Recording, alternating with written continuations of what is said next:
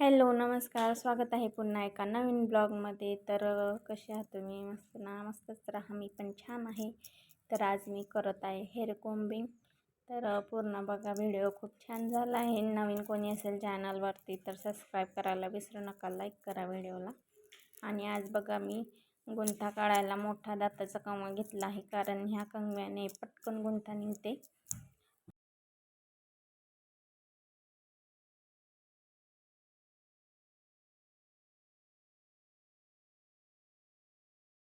आणि मी शेवटी clutcher hairstyle पण घातली आहे, सेंटर क्लचर हेअरस्टाईल. तर नक्की बघा पूर्ण व्हिडिओ.